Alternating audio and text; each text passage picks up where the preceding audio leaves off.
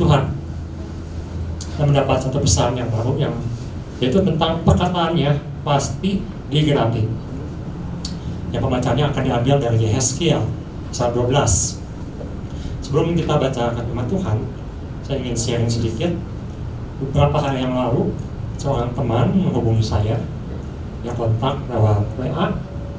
Dia adalah kakak kelas saya waktu kuliah. Dia mengajak, katanya, yuk ikutan. Ada Zoom meeting, dan saya lihat, oh ternyata dia pembicaranya. Karena saya menghormati dia, saya bilang, oke, saya akan ikut, saya akan mendengarkan apa yang akan dia sampaikan. Dan ternyata dia membawakan tentang firman Tuhan, luar biasa, sangat memberkati. Nah, ada satu perkataan yang menyentil gitu ya, dengan saya. Ketika dia sharing juga, yang membawakan firman, dia berkata bahwa dia sedang merenungkan firman Tuhan di pagi hari, dan dia sedang membaca tentang penyembahan orang Israel di bawah Gunung Sinai ketika Musa 40 hari, 40 malam ada di Gunung Sinai. Dan dia mengatakan waktu itu orang Israel membuat patung lembu emas. Di situ saya masih belum terus apa anehnya gitu ya, bikin patung lembu emas. Terus dia bilang, ya mereka tahun ini dilambangkan dengan patung lembu emas. Oh iya, baru ingat, iya ya, lambangnya katanya tahun ini patung lembu emas ya.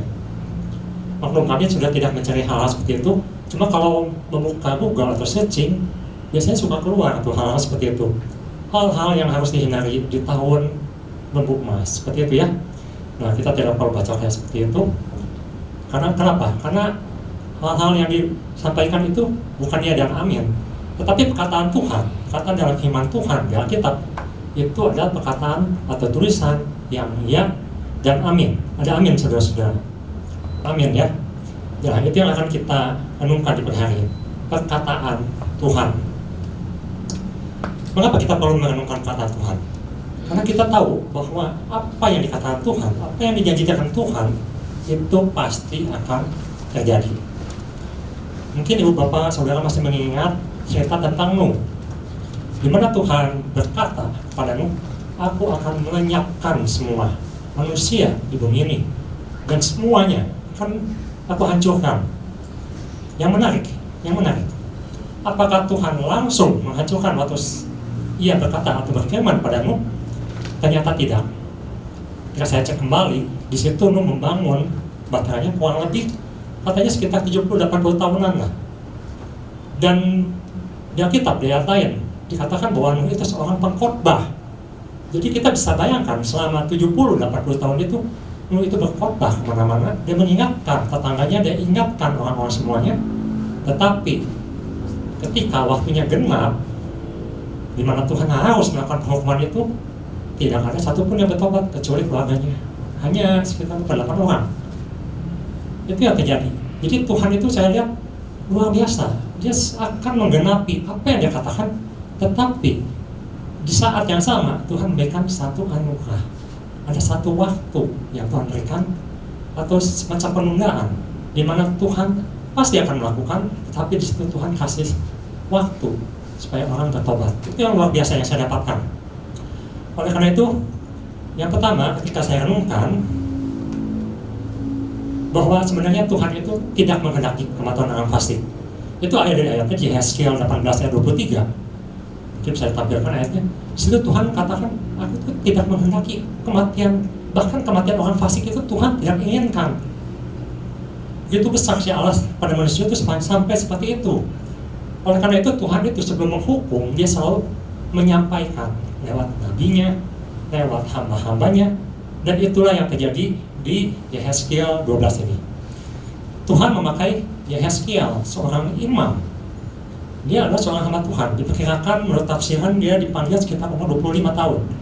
Dan dia termasuk rombongan kedua yang dibawa ke Babel. Jadi ada rombongan pertama diperkirakan itu Daniel dulu, dan teman-temannya dibawa ke Babel, dan rombongan kedua itu termasuk Yehezkiel.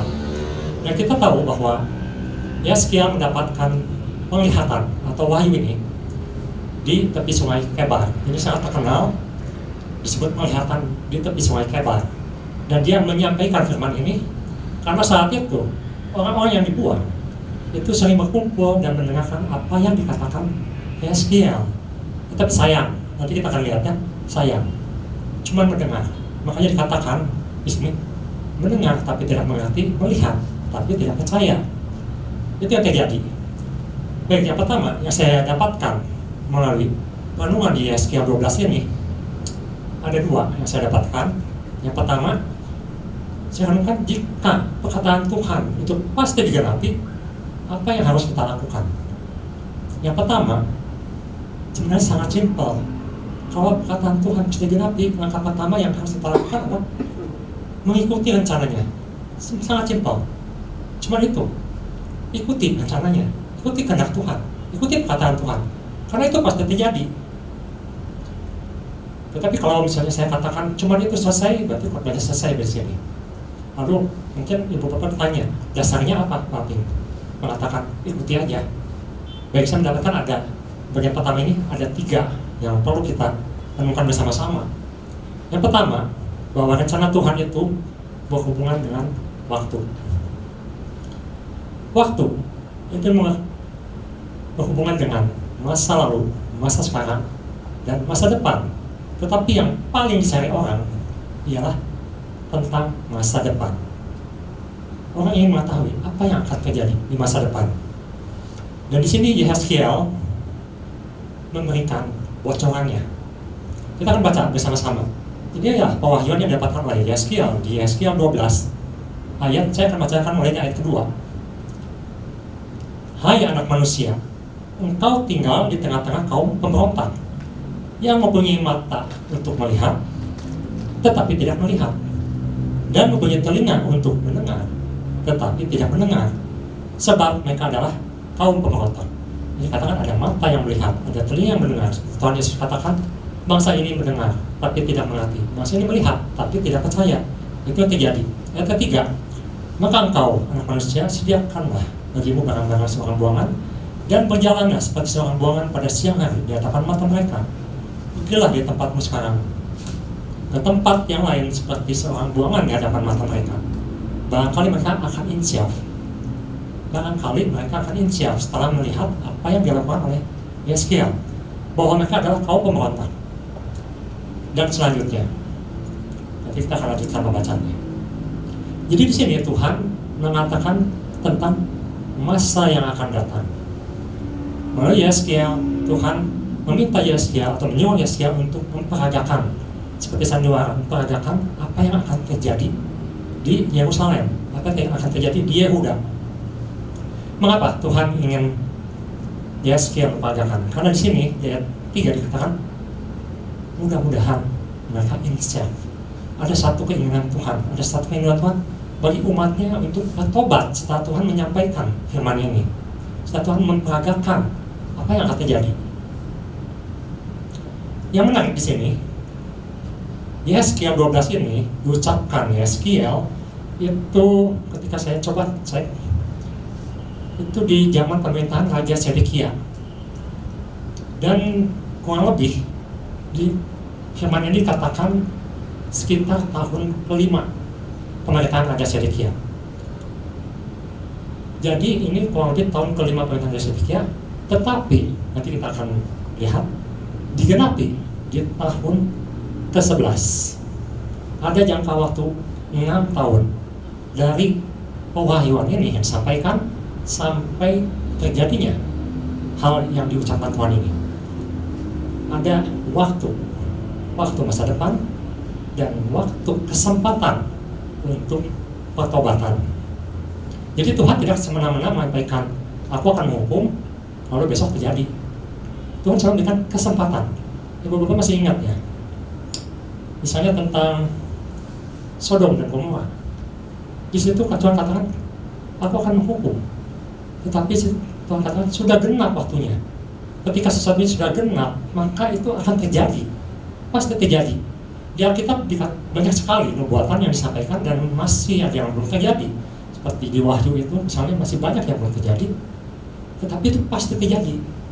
Itu pasti terjadi, dan sampai itu terjadi Tuhan berikan waktu. Ada waktu yang Tuhan berikan kepada semua manusia. Ini adalah saya sebut dengan anugerah, waktu anugerah. Jadi pertama, ada waktu yang Tuhan sediakan, ada kesempatan, ada anugerah. Yang kedua, kita bisa dapatkan bahwa Tuhan berbicara, bahwa Tuhan itu bicara luas tentang ruang lingkup. Yang pertama, Tuhan berbicara tentang bangsa-bangsa. Kalau ibu bapak baca Yeskiel, Yesaya, Yeremia, di situ ada nubuatan untuk bangsa-bangsa. Ada nubuatan untuk negara. Ada nubuatan untuk gereja. Di Alkitab ada nubuatan tentang gereja ada. Contohnya misalnya Kisah Para Rasul, itu tentang gereja mula-mula. Masih banyak yang lainnya. Ada tentang keluarga, semakin mengecil lingkupnya. Keluarga Paulus banyak menulis tentang Efesus misalnya. Tentang keluarga, bagaimana fungsi ayah, fungsi ibu, bagaimana anak harus bersikap. Tetapi yang paling kecil adalah tentang pribadi kita sendiri. Itu banyak saya dapatkan di Mazmur. Itu tentang hubungan kita dengan Tuhan. Jadi ada ruang lingkup. Semuanya Tuhan tuliskan, semuanya Tuhan sampaikan di Alkitab ini. Nah, saya akan memakai contoh karena Yeskiel ini berbicara tentang pemerintahan saat Raja Sedekia. Saya akan memakai contoh Raja Sedekia. Sedekia adalah seorang raja yang diangkat oleh Raja Babel. Dia menggantikan, dia adalah paman Yoyakim. Jadi Yoyakim ini adalah sebenarnya raja sah, tapi dia dicabut kuasanya, digantikan oleh pamannya. Jadi Sedekia ini adalah seorang paman. Dia diberi kuasa oleh Nebukadnezar untuk memerintah di Yerusalem, di Yehuda. Ketika saya cek, dia ternyata jadi raja sekitar umur 21 tahun. Diangkat oleh Raja Babel, dan dia diberi kesempatan oleh Tuhan memerintah 11 tahun. Dan ketika sekitar tahun kelima, seperti yang tadi dikatakan oleh Yeskiel, sampaikan, dia memberontak terhadap Raja Babel. Jadi mulai tahun ke-6 sampai tahun ke-11 itu dalam masa pemberontakan dia terhadap Raja Babel. Dan yang menarik di sini, dikatakan bahwa ketika kita lihat Tuhan memberikan suatu perkataan di ruang lingkup yang kepada pribadi, sekalipun pada kita sekalipun pribadi, itu juga ada anugerah. Ada anugerah. Kalau dicatat di raja-raja, di situ dikatakan bahwa Raja Sedekia itu termasuk raja jahat, gitu ya, raja yang tidak takut Tuhan. Tapi kita akan banyak belajar pagi hari ini. Mengapa Tuhan jatuhkan hukuman? Mengapa masa 6 tahun ini tidak dipakai dengan baik oleh bangsa Israel, bangsa Yehuda khususnya waktu itu? Kita lihat di 2 Raja-Raja pasal 25, pasal 25 ayat 2 sampai 4. 2 Raja-Raja pasal 25 ayat 2 sampai 4, nanti akan lanjutkan. Saya akan bacakan 2 sampai 4 dulu. Demikianlah kota itu terkepung sampai tahun yang ke-11 zaman Sedekia. Ya, kemudian dilanjutkan. Ibu bapak nanti baca di rumah di Yeskiel 12 pasal 4 sampai ke-7. Sudah sempat disinggung oleh Pak Gembala Faisal. Di situ Yeskiel memperagakan bagaimana di siang hari dia membawa barang-barang, merapikan barang-barang, dan di malam hari dia bikin lubang di tembok dan dia keluar lewat tembok itu. Itu ada satu bentuk peragaan apa yang akan terjadi. Nah, ini di yang Yeremia ini kita akan lihat penggenapan apa yang Tuhan sudah sampaikan pada Yeskiel dan sudah diperagakan. Ini ada tahun ke-11. Kita akan lanjutkan 2 Raja-Raja pasal 25 ayat ke-3. Ya, ayat ke-3. Pada tanggal 9 bulan yang keempat, ketika kelaparan sudah merajalela di kota itu dan tidak ada lagi makanan pada rakyat negeri itu, maka ya kelihatan sini, saya baca belakang aja. Maka dibelah oranglah tembok kota itu. Ibu bapak bisa lihat, ini penggenapan yang Tuhan katakan. Dibelahlah orang tembok kota itu, dan semua tentara melarikan diri malam-malam melalui pintu gerbang antara kedua tembok yang ada di dekat taman raja. Sekalipun orang Kasdim mengepung kota itu sekeliling, mereka lari menuju Raja Yordan. Jadi di sini yang mereka lakukan adalah mereka melubangi tembok dan mereka lari, termasuk Raja Sedekia. Kita akan lanjutkan di ayat yang kelima. Tetapi tentara Kasdim mengejar raja dari belakang dan mencapai dia di dataran Yeriko. Segala tentaranya telah terserak-serak meninggalkan dia. Yang keenam, Ya, kita lanjutkan karena mereka menangkap raja dan membawa dia kepada Raja Babel di Riblah yang menjatuhkan hukuman atas dia. Ayat yang ke-7. Nah ini ya, Zedekia itu adalah seorang raja, tapi dia juga ada seorang pribadi. Dia punya keluarga, dia peduli pada keluarga dia. Dia seorang suami yang peduli pada istrinya. Tetapi ketika orang tidak mendengarkan apa yang Tuhan katakan, yang pasti terjadi ini yang terjadi. Orang menyembelih anak-anak Zedekia di depan matanya. Anaknya disembelih di depan mata dia. Kemudian dibutakannya lah mata Zedekia. Lalu dia dibelenggu dengan rantai tembaga dan dibawa ke Babel. Dan nanti dia selanjutnya katakan bahwa dia mati di Babel. Jadi di Yehezkiel 12 ini ketika peragaan itu dilakukan, sebenarnya Tuhan sudah memberi waktu 6 tahun.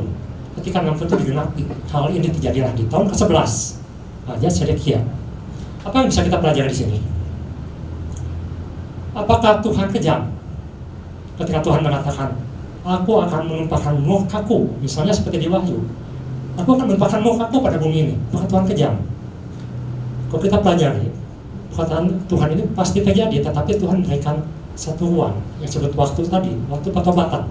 Kita lihat di Yeremia pasal 24 ayat 8, ini masih berhubungan dengan Zedekia. Ada sesuatu yang menarik yang kita bisa belajar dari Zedekia, dan kita jangan meniru sikap dia itu. Dia sudah tahu, dia sudah melihat nubuatan itu, tetapi dia tidak melakukan. Yeremia pasal 24 ayat ke-8. Ya, tapi seperti bunga ara yang jelek itu, yang tak dapat dimakan karena jelek. Sungguh, ini firman Tuhan, demikianlah aku akan memperlakukan Zedekia raja Yehuda beserta para pemukanya dan sisa-sisa penduduk Yerusalem yang masih tinggal di negeri ini dan orang-orang yang menetap di negeri Mesir. Jadi ada penghukuman Tuhan. Tapi kita akan lewat sedikit di pasal 38 ayat 16-18. Jadi ini sudah kejadian. Ada sesuatu sebelum ini, sebetulnya ada sesuatu yang menarik dari Raja Zedekia ini. Yeremia 38 ayat ke-16 saya akan bacakan. Lalu bersumpahlah Raja Zedekia dengan diam-diam kepada Yeremia. Jadi Tuhan itu pakai nabi-nabi untuk mengingatkan. Yehezkiel Tuhan pakai di pembuangan, Yeremia Tuhan pakai untuk mengingatkan Zedekia. Lalu bersumpahlah Raja Zedekia dengan diam-diam pada Yeremia, katanya, demi Tuhan yang hidup, yang telah memberi nyawa ini kepada kita, aku tidak akan membunuh engkau dan tidak akan menyerahkan engkau ke dalam tangan orang-orang yang berusaha mencabut nyawamu itu. Jadi dia minta Yeremia katakan, Tuhan itu bilang apa? Nah, ayat ke-17. Sesudah itu berkata Yeremia kepada Zedekia, inilah firman Tuhan. Beginilah firman Tuhan, Allah semesta alam, Allah Israel, inilah perkataan Tuhan. Jika engkau keluar menyerahkan diri kepada para perwira Raja Babel, maka nyawamu akan terpelihara dan kota ini tidak akan dihanguskan dengan api, dan engkau sendiri, ini pribadi ya, engkau sendiri tidak akan luput. Maaf, engkau dengan keluargamu akan hidup. Saya ulang ya, jika engkau keluar menyerahkan diri kepada para perwira Raja Babel, maka nyawamu akan terpelihara dan kota ini tidak akan dihanguskan dengan api. Engkau dengan keluargamu akan hidup. Ini adalah waktu di mana ketika perkataan Tuhan disampaikan dan hukuman itu belum genap, Zedekia sudah diberikan anugerah oleh Tuhan. Mengapa Zedekia tidak lakukan? Dia panggil Yeremia, dia ingin mendengar apa yang Tuhan katakan, tapi mengapa Zedekia tidak lakukan? Karena dia pelin-pelan, dia takut mendengar kata pembesar-pembesarnya, dia takut kata pemimpin-pemimpin di situ. Jadi dia tidak mendengarkan firman Tuhan. Jadi ini adalah suatu pilihan. Saya katakan kemarin, ini adalah satu respon yang harus kita ambil ketika kita mendengar firman Tuhan. Dan kita tahu itu ada satu ya dan amin. mengapa kita menolak atau kita menentangnya? Itu sama dengan Zedekia. Dia menolak firman. Dia tahu firman, tapi dia menolak firman. Dan akibatnya adalah fatal. Bahkan Yeremia pasal 32 ayat 4-5 di situ katakan, kalau engkau menyerahkan diri, kamu tuh akan beruntung, kamu akan terpelihara, kamu tuh akan hidup dimuliakan di sana. Tapi Zedekia bilang, tidak mungkin, tidak mungkin. Aku sudah melihat kejaman Raja Babel dan tidak ada di perlombaan seperti itu. Dan seperti itulah yang dia lakukan. Jadi firman dilawan dengan pikiran, firman dilawan dengan pendapat orang, firman dilawan dengan akal budinya. Itu yang dilakukan Yeremia. Dan kita belajar pada hari ini bahwa ketika Tuhan menyampaikan perkataannya, menyampaikan firman-Nya, itu ada sesuatu yang ya dan amin pasti terjadi. Jadi sikap kita sebetulnya sangat sederhana. Kita hanya perlu mengikuti rencananya. Itu yang harus kita lakukan. Yang kedua, yang mendapatkan bahwa ketika kita mendapatkan perkataan dan kita tahu pasti digenapi, maka kita harus perhatikan dengan seksama dan mencerna maksud Tuhan. Ketika Tuhan berbicara, kita perlu dengan seksama mencerna dan mengerti apa maksud Tuhan. Ada beberapa langkah yang dicatat oleh Yeskiel di sini. Saya mendapatkan ada 3 langkah yang harus kita atau tidak harus kita lakukan. Di pasal 12 ayat kedua, saya akan bacakan di Yeskiel pasal 12 ayat kedua. Hai anak manusia, engkau tinggal di tengah-tengah kaum pemberontak yang mempunyai mata untuk melihat tetapi tidak melihat, dan mempunyai telinga untuk mendengar tapi tidak mendengar. Sebab mereka adalah kaum pemberontak. Jadi yang pertama, kita jangan memberontak. Apa yang dilakukan Zedekia adalah memberontak. Memberontak itu adalah suatu perbuatan tidak setuju, satu perbuatan tidak suka, satu perbuatan tidak percaya. Itu yang dilakukan, memberontak.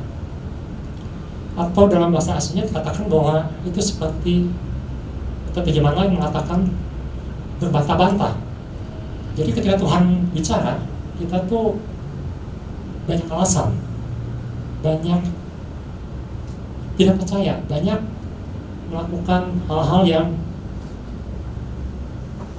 ngeles gitu ya, istilahnya ngeles. Jadi udah nggak mau tahu, aku nggak setuju, Tuhan kok bilang kayak gini, nggak enak, saya nggak percaya Tuhan bilang kayak gini. Kalaupun dia tahu, enggak, saya nggak akan lakukan. Nah itu seperti itu, memberontak. Jadi sudah tidak bisa jalan bareng dengan apa yang Tuhan katakan. Di Amos katakan, mungkinkah 2 orang berjalan bersama ketika tidak sepaham atau tidak sepakat? Tidak mungkin. Ketika kita tidak sepaham dengan Tuhan, maka tidak mungkin kita bisa mengikuti apa yang Tuhan inginkan. Jadi di sini perlu satu kerendahan hati, satu iman. Kalau Tuhan berkata, kita jangan memberontak. Itu yang dilakukan oleh orang Yahuda, orang Israel, memberontak. Yang kedua, jangan menyindir. Pasal 12 ayat 22. Hai anak manusia, sindiran apakah itu yang hidup di antara kamu di tanah Israel yang berbunyi, sudah lama berselang, tetapi satu penglihatan pun tak jadi. Ini adalah suatu ejekan. Dalam bahasa lain di sini semacam peribahasa yang disimpan oleh manusia untuk mengejek Tuhan atau mengejek hamba Tuhan. Tidak mungkin. Itu sih omong kosong. Itu adalah satu perkataan-perkataan yang menyindir Tuhan. Ketika kita mendapatkan firman Tuhan, perkataan Tuhan, dan kita tidak percaya, bahkan menyindir, itu adalah satu hal yang sangat berbahaya. Karena itu Tuhan katakan, kita harus ganti. Kita harus ganti perkataan kita dengan perkataan-perkataan iman, dan perkataan yang positif, yang baik, yang menunjukkan bahwa kita percaya akan perkataan Tuhan, akan janji Tuhan, akan firman Tuhan. Di pasal 25 dikatakan, sebab aku akan berfirman dan apa yang kufirmankan akan terjadi, dan firman itu tidak akan ditunda-tunda lagi. Sebab pada masa hidupmu, hai kaum pemberontak, aku akan mengucapkan satu firman dan aku akan menggenapinya. Demikianlah firman Tuhan. Terjemahan lain mengatakan, aku akan mengganti perkataan-perkataanmu itu. Engkau akan melihat bahwa yang Tuhan ucapkan ini adalah ya dan amin. Dan Tuhan katakan perkataanmu itu adalah perkataan yang sia-sia, dan Tuhan akan mengganti dengan ucapan yang engkau akan lihat bahwa itu adalah sesuatu yang benar.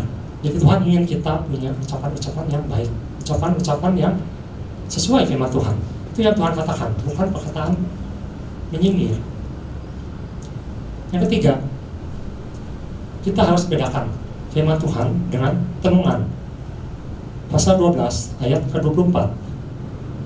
Sebab tidak akan ada lagi penglihatan yang menipu ataupun tenungan yang menyesatkan di tengah-tengah kaum Israel. Sama seperti Yehezkiel, ketika Yeremia sampaikan firman Tuhan, maka ada nabi-nabi palsu, ada orang-orang yang menentang perkataan Tuhan, yang menjauhkan iman kita dari Tuhan. Itu disebut dengan tenungan. Sama seperti dunia ini, banyak suatu atau hal-hal yang disampaikan, bakal ini, bakal itu, bakal dan yang lain-lainnya. Mungkin beberapa masih ingat ya, ada seorang terkaya di dunia yang bernama Bill Gates. Dia pernah mengatakan beberapa tahun yang lalu akan terjadi suatu musibah atau semacam virus katanya yang berbahaya, dan ternyata jadi ya, betul sekarang ada namanya COVID-19, COVID-19. Dan orang bilang, wah hebat Bill Gates, bisa tahu ya masa depan. Bahkan ada yang orang yang meragukan, jangan-jangan dia yang bikin virusnya. Nah seperti itu, ada perkataan manusia, tapi kita kan tidak yakin apa itu betul atau tidak, karena manusia itu adalah makhluk ciptaan Tuhan, dia tidak mengatur segala sesuatu. Bahkan iblis sering memakai manusia untuk menyampaikan suatu pandangan iblis yang menakutkan untuk manusia. Kata Tuhan katakan, engkau ikut ke Babel, engkau akan dipelihara di sana, Tuhan akan pelihara engkau. Tetapi jika kau diam di Yerusalem, maka engkau akan menderita. Dan mereka tidak percaya. Mengapa? Karena ada ucapan-ucapan lain yang muncul. Jadi kita perlu bedakan apa bedanya firman Tuhan dengan ucapan lain. Saya lihat bahwa ada beberapa perbedaan di sini. Yang pertama, bahwa kalau firman Tuhan itu harus sesuai dengan apa yang tercatat di Alkitab, harus mendukung. Yang kedua, bahwa tenung atau horoskop atau hal yang lainnya atau pendapat manusia yang bertentangan dengan Tuhan itu adalah berasal dari iblis. Itu kita dapatkan pengertian itu dari pengajaran dua kerajaan. Dan ada satu sifat, ketika tenung itu disampaikan, maka sifat itu adalah memberi ketakutan. Tetapi firman Tuhan itu memberi damai sejahtera, memberikan satu kemenangan. Itu adalah satu perbedaan yang kita bisa bedakan. Apakah ini firman Tuhan atau ini perkataan iblis? Jadi ketiga hal ini kita tidak boleh lakukan. Apa yang menjadi kesalahan orang Yahuda, orang Israel ketika mereka memberontak pada Tuhan, ketika mereka menyindir firman Tuhan, ketika mereka tidak bisa bedakan mana firman Tuhan, mana bukan firman Tuhan, maka Tuhan ketika menggenapi perkataannya, maka bukan damai sejahtera yang dapat, tapi kecelakaan. Jadi Tuhan itu selalu memberikan waktu. Tuhan memberikan waktu sebelum firman Tuhan itu digenapi. Jadi ada dua hal pada hari ini yang kita bisa pelajari. Yang pertama, kita kalau tahu bahwa Tuhan mengucapkan sesuatu dan firman-Nya pasti digenapi, maka kita ikuti rencananya. Yang kedua, kita perhatikan dan cermat apa yang Tuhan maksudkan. Kayaknya panduan hari ini bisa membuat kita terus kuat di dalam Tuhan, dan kita makin beriman dengan apa yang sudah Tuhan ucapkan dan sudah Tuhan sampaikan kepada kita. Tuhan Yesus memberkati.